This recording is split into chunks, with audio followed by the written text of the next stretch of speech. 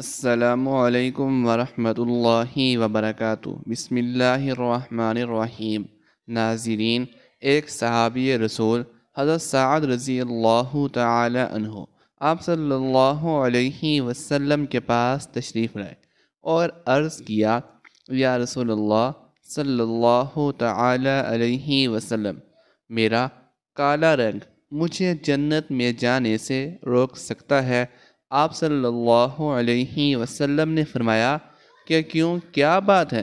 اگر تو ایمان والا ہے تو تجھے جنت میں جانے سے کون روک سکتا ہے؟ عرض کیا کہ بات یہ ہے کہ میں غریب آدمی ہوں، میرا رنگ کالا ہے، میں بدصورت ہوں اور بنو سلیم کے اشراف میں سے ہوں۔ اب بات یہ ہے کہ مجھے کوئی لڑکی نہیں دیتا، کالے رنگ کی وجہ سے کوئی میرے ساتھ رشتہ نہیں کرتا۔ آپ صلی اللہ علیہ وآلہ وسلم نے فرمایا، آج عمر بن وہب رضی اللہ تعالی عنہ آئے ہیں۔ یہ مدینہ منورہ کے ایک کھاتے پیتے آدمی ہیں، بڑے مالدار تھے، ان کی بیٹی بہت خوبصورت تھی۔ صحابہ کرام رضوان اللہ تعالی علیہم اجمعین نے کہا کہ وہ مجلس میں تو موجود نہیں ہیں۔ آپ صلی اللہ علیہ وآلہ وسلم نے فرمایا، جاؤ عمر بن وہب سے کہو کہ اپنی لڑکی تیرے نکاح میں دے دے۔ حضرت سعد رضی اللہ تعالی عنہ دروازے پر پہنچے، دروازے پر دستک دی۔ حضرت عمر بن وہب باہر نکلے، پوچھا، بھائی کیا بات ہے؟ کہا، میں رسول اللہ صلی اللہ علیہ وسلم کا بھیجا ہوا ہوں اور آپ کا قاصد ہوں۔ آپ کے پاس آپ کی بیٹی کی شادی کا اپنے لیے پیغام لایا ہوں۔ بظاہر انہیں یقین نہیں آیا، انہوں نے کہا کہ بھاگ جاؤ، کہاں کی بات کرتے ہو؟ وہ صحابی بیچارے غریب تھے، پہلے غم کھائے ہوئے، تو وہ ڈر کے وہاں سے پیچھے ہٹے۔ ادھر عمر کی بیٹی حسن و جمال میں مشہور، بیٹی کے کان میں آواز پڑی، بیٹی نے پیچھے سے آواز دی، اے ابا جان، سوئے تو لیا کرو، کیا کہہ رہے ہو؟ تم نبی صلی اللہ علیہ وسلم کی بات کو ٹھکرا رہے ہو، ہلاک ہو جاؤ گے۔ میں نبی کے حکم کے سامنے تیار ہوں، میں کالے رنگ نہیں دیکھتی، میں نبی صلی اللہ علیہ وسلم کے حکم کو دیکھ رہی ہوں۔ ابا جان، میں تیار ہوں، اور کہہ دو کہ میں شادی کروں گی۔ حضرت عمر بن وہب رضی اللہ تعالی عنہ سقفی بھاگے بھاگے پیچھے گئے۔ آپ مجلس میں تشریف فرما ہیں، جب دیکھا کہ عمر آئے ہیں، فرمایا، تو نے ہی اللہ کے رسول صلی اللہ علیہ وسلم کی بات کو ٹھکرایا۔ عمر رضی اللہ تعالی عنہ نے عرض کیا، میرے ماں باپ آپ پر قربان، یا رسول اللہ صلی اللہ علیہ وسلم، خطا ہوئی، معاف فرمائیے، حکم کیجئے، کیا حکم ہے؟ فرمایا، اس سے اپنی بیٹی کی شادی کرا دو۔ عمر نے عرض کیا، آپ نکاح پڑھائیں۔ آپ نے نکاح پڑھایا، 400 درہم مہر مقرر کیا۔ آپ نے فرمایا کہ جاؤ سعد لڑکی کو لے کر آؤ، کوئی بارات وغیرہ تو نہیں ہوتی تھی۔ فرمایا، سعد جاؤ، بیوی کو لے آؤ۔ عرض کیا، یا رسول اللہ، میرے پاس تو 1 درہم بھی نہیں ہے، میں 400 کہاں سے پیدا کروں اور اس کو لے کر آؤں؟ آپ نے فرمایا، چلو، گھبرانے کی بات نہیں، چلو علی کے پاس جاؤ، عثمان اور عبد الرحمن کے پاس، ان سے کہو کہ تمہیں 200 درہم دے دیں، تیرے پاس 600 درہم ہو جائیں گے، 400 مہر ادا ہو جائے گا، اور 200 سے اپنا کوئی کام کر لینا، نہ گھر کی نہ در کی کوئی چیز، کوئی کپڑا ہی لے لینا۔ عرض کیا، بہت اچھا۔ حضرت عثمان، حضرت علی، حضرت عبد الرحمن کے پاس گئے، انہوں نے خوش ہو کر 200 درہم سے زائد دیا۔ کتنا زیادہ دیا؟ صرف اتنا لفظ آتا ہے کہ 200 اور کچھ زیادہ۔ اب حضرت سعد بڑے خوش، کیوں بھائی؟ ایک تو نوجوان جو بڑی خوبصورت لڑکی سے شادی کرنے والا ہو، اس کے جذبات کو کوئی سمجھ سکتا ہے سوائے اس کے جس پر خود گزر رہی ہو؟ کیا جذبہ ہوگا؟ حضرت سعد کا کہنے لگے، لڑکی کو لینے بعد میں جاؤں گا، پہلے تو کچھ سودا بازار سے خرید لوں، 400 تو مہر میں گیا، باقی کا کیا کروں؟ کچھ کا کپڑا اور کچھ کا کھانے پینے کا سامان خرید لوں تاکہ میرا کچھ کام چل سکے، گھر کی مشکل حل ہو جائے۔ جب بازار میں داخل ہوئے تو ایک آواز کان میں پڑی، اے اللہ کے دوستو، اللہ کے راستے میں نکلو۔ بس یہ سننا تھا۔ حضرت سعد کے قدم زمین پر جم گئے، سارے جذبات، سارے احساسات کو ایک بول نے نکال کے اللہ اور اس کے رسول کی محبت کو دل میں ڈال دیا۔ کوئی ہے ایسا ایمان والا کہ جو اتنے بڑے جذبات کو اللہ اور اس کے رسول کی بات پر قربان کر دے؟ آسمان پر ایک بار پھر نگاہ ڈالی اور یوں کہا کہ اے زمین و آسمان کے رب اللہ اور اے محمد کے رب، میرا یہ مال اب شادی پر نہیں لگے گا، میرا یہ مال وہاں لگے گا جہاں تو بھی راضی، تیرا رسول بھی راضی اور مسلمان بھی خوش ہو جائیں گے۔ نہ شادی یاد رہی، نہ سہاگ رات یاد رہی، نہ بیوی کے پہلوں میں رات کا لیٹنا یاد رہا، اللہ اور اس کے رسول کا کام یاد رہا۔ گھوڑا خریدا، ڈھال خریدی، تلوار خریدی، چہرے کو چھپایا اور سوار ہوئے چہرے کو چھپا کر صرف آنکھیں ننگی رکھی، باقی چہرہ چھپا ہوا۔ صحابہ لمبے لمبے چوڑے سر پر خود نہیں پہنتے تھے جیسے رومیوں کی عادت تھی، معمولی سامان ہوتا تھا۔ صحابہ اکرام کہنے لگے، ارے یہ کون ہے چہرہ چھپائے ہوئے، اور آپ کو خبر ہے کہ یہ کیوں چھپایا ہے؟ چہرہ اس لیے چھپایا ہے کہ اگر مجھے حضور صلی اللہ علیہ وسلم نے دیکھ لیا تو کہیں واپس نہ بھیج دیں کہ ارے تو کہاں جا رہا ہے، میں نے تمہیں کہاں بھیجا تھا۔ یہ خیال ہے کہ کہیں حضور اکرم صلی اللہ علیہ وسلم نے دیکھ لیا تو واپس نہ ہو جاؤں۔ کسی نے پوچھا کہ کون ہے؟ حضرت علی رضی اللہ تعالی عنہ نے کہا کہ ارے اللہ کا بندہ کوئی پردیسی ہوگا، تمہارے دین کی مدد کے لیے تمہارے ساتھ آ گیا ہوگا، چھوڑو اسے۔ میدان جہاد میں اترے اور لڑتے لڑتے حضرت سعد کے گھوڑے کو جو تیر لگا اور گھوڑا الٹ کے گرا اور گر کر مر گیا۔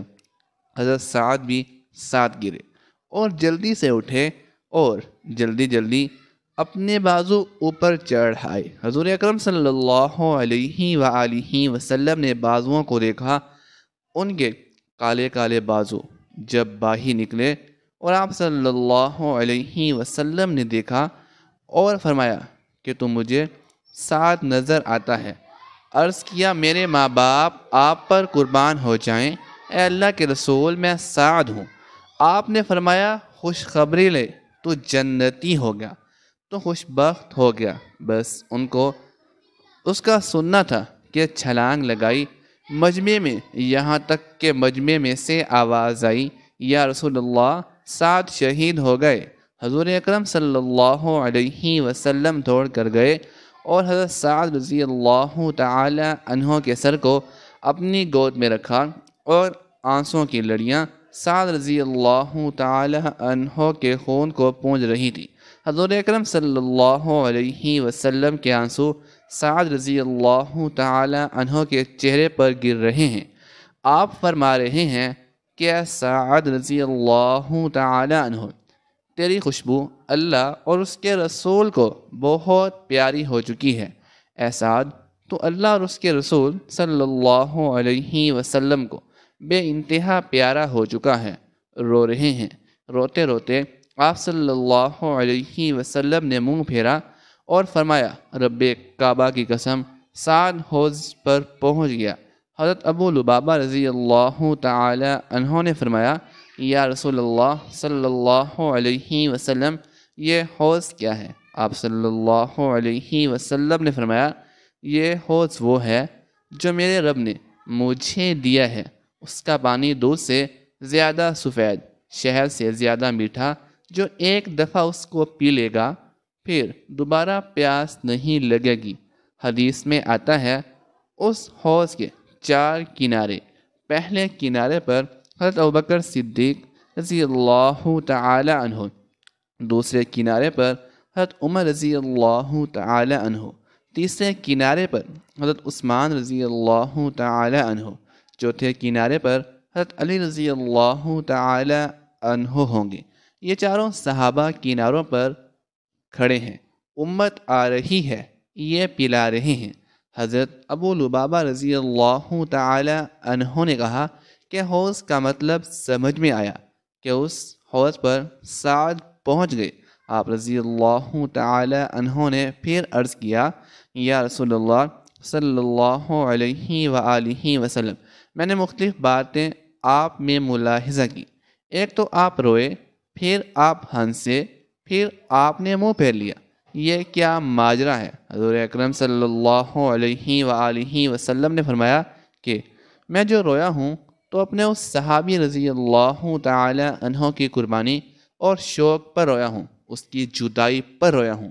کس حال میں تھا، کس طرف کو جا رہا تھا، کن جذبوں میں جا رہا تھا اور کیسے امر پر قربان ہوا ہے، اس بات پر رو رہا ہوں۔ اور میں ہنسا اس بات پر جب میں نے جنت میں اس کو دیکھا اور اللہ کی بارگاہ میں اس کے درجے کو دیکھا تو میں ہنس پڑا، اور جو میں نے منہ کو پھیر لیا، اس لیے منہ کو پھیر لیا کہ میں نے دیکھا کہ جنت کی حوریں، اس کی بیویاں دوڑتی ہوئی آ رہی ہیں اور تیز دوڑ کے آ رہی ہیں کہ ان کی پنڈلیوں سے کپڑا ہٹ گیا اور ان کے پاؤں میں پازیب چھن چھن کرتی مجھے نظر آ رہی تھی۔ تو میں نے شرم سے منہ پھیرا اور فرمایا کہ جاؤ ان کی بیوی سے کہہ دو کہ اللہ نے سعد رضی اللہ تعالی عنہ کو تیرے سے زیادہ خوبصورت بیویاں عطا فرما دی ہیں۔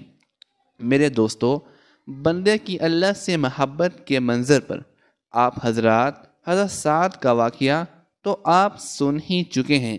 حقیقت میں یہ واقعہ حضرت سعد رضی اللہ تعالی عنہ کی اللہ سے شدید محبت پر دلالت کر رہا ہے کہ آپ رضی اللہ تعالی عنہ اللہ کی محبت میں، حسن میں مثال اور مالداری میں لاجواب بیوی کو بھی اللہ کی محبت میں ترجیح نہ دی، حتیٰ کہ نوجوانی کی اٹھتی ہوئی خواہش کو بھی سینے میں دفن کر کے حکم الہی کو مقدم رکھا۔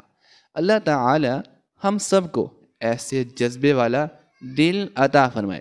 حضور نبی کریم صلی اللہ علیہ وسلم کے ایسے پیارے صحابی کہ جنہیں نبی پاک صلی اللہ علیہ وسلم نے غسیل الملائکہ کا خطاب دیا۔ ویسے تو شہید کو غسل نہیں دیا جاتا، لیکن وہ ایک ایسے صحابی گزرے ہیں جنہیں غزوہ میں شہادت کے بعد غسل دیا گیا، وہ بھی کسی انسان نے نہیں دیا بلکہ اللہ پاک کے خاص فرشتے آئے اور انہوں نے اس صحابی رسول کو غسل دیا۔ ناظرین، حضرت حنظلہ رضی اللہ تعالی عنہ مدینے کے خزرج قبیلے سے تعلق رکھتے تھے۔ یہ ایسے صحابی تھے جنہوں نے مکہ مکرمہ سے ہجرت کر کے آنے والے صحابہ کی بہت ہی امداد کی۔ ان کا والد بہت ہی بڑا راہب تھا جس کے چرچے بہت زیادہ تھے۔ اس کا نام ابو عامر تھا، یہ اپنے قبیلے کا سردار بھی تھا۔ لوگ ان کو ابو عامر راہب کے نام سے پکارا کرتے تھے کیونکہ یہ ہر وقت عبادت میں مصروف رہتے تھے۔ جب آپ صلی اللہ علیہ وآلہ وسلم مکے سے ہجرت کر کے مدینہ منورہ تشریف لائے تو سارے مدینے والے آپ صلی اللہ علیہ وسلم کی بارگاہ میں جان قربان ہونے کے لیے تیار ہوتے جاتے تھے، مگر مدینے میں 2 ایسے لوگ بھی تھے جو بہت ہی زیادہ حسد کرتے تھے۔ ان کو معلوم ہو گیا کہ اب ہماری سرداری ختم ہونے والی ہے، ہماری ساری عزت و احترام اب مٹی میں مل جائے گا، ہم کو پوچھنے والا کوئی نہیں ہوگا۔ یہ 2 حاسد حنظلہ کے والد ابو عامر اور دوسرا عبداللہ بن ابی تھا۔ یہ بعد میں اپنی دشمنی کو اپنے سینے میں چھپا کر مسلمان ہو چکا تھا، لیکن یہ اندر سے مشرکین کا سردار بن گیا تھا۔ ابو عامر اس طرح اپنی آگ میں جلتا رہا۔ اس کے بعد وہ مکہ پہنچ کر اس نے مکہ کے بڑے بڑے سرداروں سے ملاقات کی۔ اس نے مکہ والے لوگوں کو بہت ہی اکسایا کہ مدینے میں جا کر حملہ کر دو۔ چنانچہ 3 ہجری میں جب جنگ احد ہوئی تو ابو عامر منافق تھا، وہ مسلمانوں کے خلاف جنگ لڑ رہا تھا، مگر حضرت حنظلہ رضی اللہ تعالی عنہ کی زندگی کا واقعہ بالکل ہی الگ ہے۔ یہ بہت ہی حسین و جمیل اور بہادر انسان تھے۔ حضرت حنظلہ رضی اللہ تعالی عنہ شادی کی پہلی رات تھی جب مدینے میں جہاد کے نعرے بلند ہونے لگے تھے، جب لوگوں کو بلایا جانے لگا کہ وہ اللہ کی راہ پر جنگ پر جانے کے لیے تیار ہو جائیں۔ حضرت حنظلہ رضی اللہ تعالی عنہ اپنی بیوی کے ساتھ بیٹھے ہی تھے کہ اس کے کان میں یہ آواز پڑی کہ نکلو، اللہ تعالی کی راہ پر لڑنے والوں، نبی کریم صلی اللہ علیہ وسلم کا فرمان ہے کہ آؤ اللہ تعالی کی راہ میں جنگ کرنے کے لیے کافروں کا مقابلہ کرو۔ حضرت حنظلہ رضی اللہ تعالی عنہ کی بیوی کہنے لگی، تم اپنے گھر میں ہی رہو، کیونکہ تمہاری تو ابھی نئی نئی شادی ہوئی ہے، تم ابھی میرے پاس ہی رکو، جب صبح ہو جائے گی تم قافلے کے ساتھ مل جانا۔ لیکن صحابہ اکرام رضوان اللہ تعالی علیہم اجمعین کا جذبہ اتنا زیادہ تھا کہ جب نبی اکرم صلی اللہ علیہ وسلم ان کو پکارتے تھے تو وہ فوراً آپ صلی اللہ علیہ وسلم کے حکم پر لبیک کہنے کے لیے تیار ہو جاتے تھے۔ وہ اپنی جان و مال نبی اکرم صلی اللہ علیہ وسلم پر قربان ہونے کے لیے تیار رکھتے تھے۔ انہوں نے اپنی بیوی کی بات نہ مانتے ہوئے نبی اکرم صلی اللہ علیہ وسلم کے حکم کی تعمیل کرتے ہوئے اپنے گھر سے کچھ جنگی سامان اٹھایا اور جہاد کے لیے گھر سے نکل کر قافلے کے ساتھ تیار ہو گئے۔ جب غزوہ احد کی جنگ ہوئی تو حضرت حنظلہ رضی اللہ تعالی عنہ نے اپنے والد کو دیکھ لیا تھا کہ میرا والد صاحب حسد کے مارے ہیں۔ وہ جانتا تھا کہ اس جنگ کروانے میں میرے والد کا پورا ہاتھ ہے، میرا والد مسلمانوں کی بلندی نہیں چاہتا ہے۔ حضرت حنظلہ رضی اللہ تعالی عنہ اپنے والد کو دیکھ کر بہت ہی ناراض ہوتے تھے، یہاں تک کہ وہ نبی اکرم صلی اللہ علیہ وآلہ وسلم کے پاس پیش ہو کر عرض کرنے لگے، یا رسول اللہ صلی اللہ علیہ وسلم، مجھے اجازت دیں کہ میں اپنے والد صاحب کو قتل کر دوں۔ حضرت محمد صلی اللہ علیہ وآلہ وسلم نے اس بات کو گوارا نہ کرتے ہوئے حضرت حنظلہ رضی اللہ تعالی عنہ کو اجازت نہ دی۔ اس رات حضرت حنظلہ رضی اللہ تعالی عنہ کی بیوی نے ایسا عجیب و غریب خواب دیکھا کہ اس نے قافلے کے کچھ لوگوں کو بلا کر اپنا خواب سنایا۔ ان سب کو کہا کہ تم سب گواہ رہنا کہ حضرت حنظلہ رضی اللہ تعالی عنہ میرے شوہر ہیں، میں نے سہاگ رات ان کے گھر میں بستر کی ہے۔ قافلے کے لوگ ان کی یہ بات سن کر بہت ہی حیران ہوئے تھے کہ اس میں سب کو بتانے والی کیا بات ہے کہ وہ آپ کے شوہر ہیں، اس میں گواہی والی کیا بات ہے؟ اس کی بیوی نے کہا کہ جب حنظلہ رضی اللہ تعالی عنہ گئے تھے تو مجھ کو نیند آ گئی تھی، میں نے ایک خواب دیکھا ہے کہ آسمان کھل گیا ہے اور حنظلہ اس میں داخل ہو گئے ہیں، اس کے بعد آسمان کا دروازہ فوراً بند ہو گیا، میں سمجھ گئی کہ آج رات حنظلہ شہید ہو جائیں گے۔ جس طرح حضرت حنظلہ بہت ہی بڑے کافر کے بیٹے تھے، اس طرح حضرت حنظلہ کی بیوی بھی ایک بہت ہی بڑے کافر عبداللہ بن ابی کی بہن تھی۔ اللہ تعالیٰ بہت ہی رحیم و کریم ہے، وہ کافروں کے گھروں میں مسلمانوں کو پیدا کر دیتا ہے۔ اللہ تعالیٰ چاہے تو بدبودار مٹی میں بھی تر و تازہ خوشبو پھول کھلا دے۔ نبی اکرم صلی اللہ علیہ وسلم نے حضرت حنظلہ رضی اللہ تعالی عنہ کو منع فرما دیا تھا کہ آپ نے اپنے والد کو قتل نہیں کرنا ہے، لیکن آپ رضی اللہ تعالی عنہ جوش اور جذبے کے ساتھ جنگ کے میدان میں اترے۔ آپ رضی اللہ تعالی عنہ بڑے جوش اور ولولے کے ساتھ کافروں سے لڑتے ہوئے اس جگہ پہنچ گئے جہاں ابو عامر موجود تھا۔ یہ حملہ اتنا شدید تھا کہ ابو عامر ایک ہی وار میں قتل ہو جاتا، لیکن اچانک پیچھے سے شراب بن الوس نے حضرت حنظلہ پر حملہ کر کے ان کو شہید کر دیا تھا۔ جب جنگ ختم ہوئی تو سب اپنے اپنے شہداء کو دیکھ رہے تھے، تو نبی اکرم صلی اللہ علیہ وآلہ وسلم نے دیکھا کہ فرشتے حضرت حنظلہ کو غسل دے رہے ہیں۔ یہ دیکھ کر آپ صلی اللہ علیہ وسلم بہت ہی حیران ہوئے۔ اس پر آپ نے صحابہ اکرام رضوان اللہ تعالی علیہم اجمعین سے فرمایا کہ حضرت حنظلہ کے گھر جا کر اس کی بیوی سے معلوم کر کے آؤ اس کی کیا وجہ ہے۔ فرشتے حضرت حنظلہ رضی اللہ تعالی عنہ کو غسل دے رہے ہیں، کیونکہ شہید کو تو غسل نہیں دیا جاتا۔ حضرت قتادہ سے روایت ہے کہ ان کی اہلیہ محترمہ سے پوچھا گیا تو انہوں نے بتایا کہ حضرت حنظلہ رضی اللہ تعالی عنہ جنگ کی پکار پر حالت جنابت میں گھر سے روانہ ہوئے تھے۔ پس رسول اللہ صلی اللہ علیہ وآلہ وسلم نے فرمایا، یہی وجہ ہے کہ فرشتوں نے اسے غسل دیا، اور اللہ تعالیٰ کے ہاں اس کے مقام و مرتبے کے لیے یہی کافی ہے۔ حضرت ابو سعد رضی اللہ تعالی عنہ فرماتے ہیں، جنگ کے بعد جب حضرت حنظلہ رضی اللہ تعالی عنہ کا جسد اطہر اٹھایا جا رہا تھا کہ صحابہ اکرام رضوان اللہ تعالی علیہم اجمعین نے تازہ پانی کے قطرے ان کے بالوں سے گرتے دیکھے۔ نبی کریم صلی اللہ علیہ وآلہ وسلم کو جب یہ منظر بتایا گیا تو آپ صلی اللہ علیہ وسلم نے فرمایا، اس کے گھر والوں سے معلوم کرو۔ معلوم ہوا کہ جنگ سے پہلی رات حضرت حنظلہ رضی اللہ تعالی عنہ کی شب عروسی تھی۔